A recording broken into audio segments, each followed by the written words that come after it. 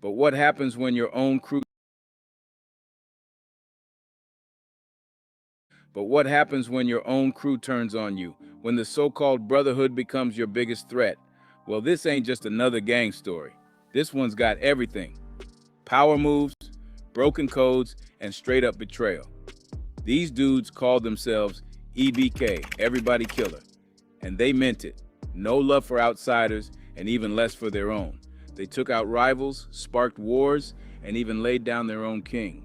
So the question is, what made a gang flip like that? How did one of the realest sets in the city tear itself apart from the inside?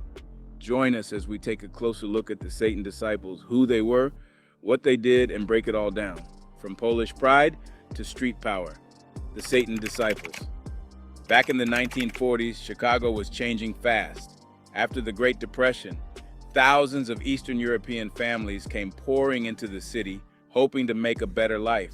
Most of them landed manufacturing jobs and found homes along the South Branch of the Chicago River.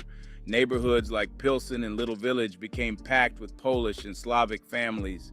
By 1948, Pilsen was almost completely Polish. It was tight-knit, proud, and traditional.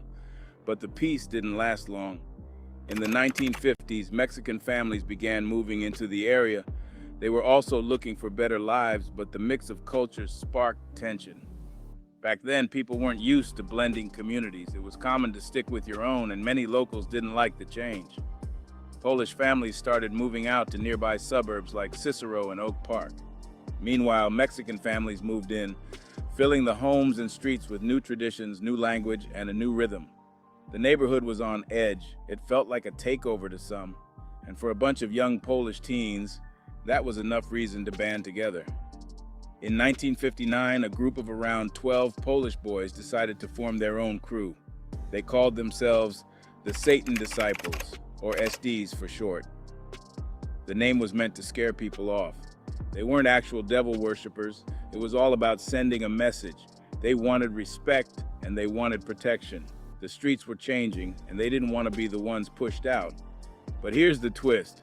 Right after the SDs set up shop, they realized something unexpected. The Mexican teens in the area didn't want beef. In fact, they thought the Polish gang was cool. Instead of fighting, they asked to join.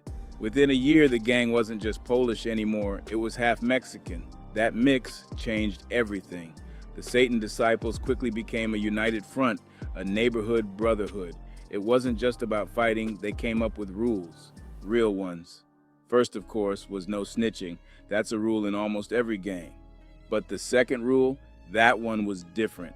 SDs were encouraged to get jobs, real ones, open a business, become a firefighter, work in a plant. Just don't become a cop. That was the only off-limits path.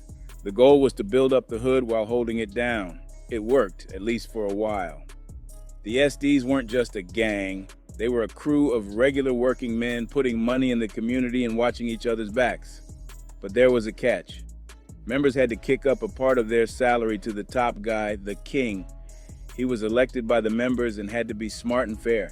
Someone who could keep the gang together and handle problems without bringing chaos. For a minute, things were smooth. The structure kept order. But peace doesn't last long in gang life. In 1964, a bigger, bolder gang rolled in from across the tracks. The Latin Kings. These dudes weren't playing defense like the SDs. They were about expansion. Straight up soldiers. They didn't wait for trouble to come to them. They went looking for it. They'd roll up into new areas, try to snatch up young recruits, and if that didn't work, violence was next. When the Kings set their sights on Pilsen, it was the SD's first big challenge. They stuck to their rule book. They didn't go looking for trouble. Instead, they played defense, holding their ground while the Kings pushed harder. But that move made them look weak to some. One SD member in particular wasn't feeling it. His name was Agapito Villalobos, but on the streets everyone knew him as Big Aggie. He wasn't your average member.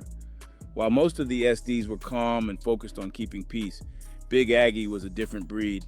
He was aggressive, fearless, and hungry to prove something. He saw the Latin Kings coming in and said, "Nah, this ain't how we're gonna go out." So he flipped the script.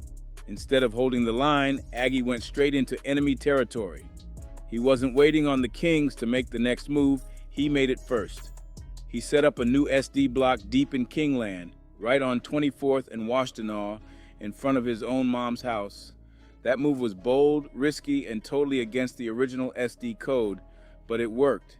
People saw how fearless he was, and little by little, more SDs started rallying around him. He built up a new squad, one that wasn't scared to go on offense. He was flipping the Latin King's own playbook against them. Recruiting, expanding, controlling turf. It wasn't long before his reputation blew up. By 1980, Big Aggie was voted in as King Aggie, the top boss of the Satan disciples. And just like that, everything changed. King Aggie was a street general. First thing he did was toss out the old way. That whole get a job and stay peaceful approach, gone. Aggie wanted power and he wanted money. And to him, that meant one thing, the streets. He told his members to stop chasing paychecks and start chasing profits. Hustling became the new hustle. Slang and dope was the main move. Territory meant everything now. And if you had to fight for it, so be it. Under King Aggie, the Satan disciples expanded fast. They took over more of the south side. They moved into the suburbs. Cicero was theirs now too. It was like a new era had begun, one that wasn't about unity and business anymore, but control and survival. From the outside, the SDs looked more dangerous than ever. But inside, the code was changing. That respect for rules and structure was fading. The line between loyalty and ambition was starting to blur. And as we'll see next, sometimes in the gang world, when you rise too fast or shine too bright, your own people might be the ones to take you down.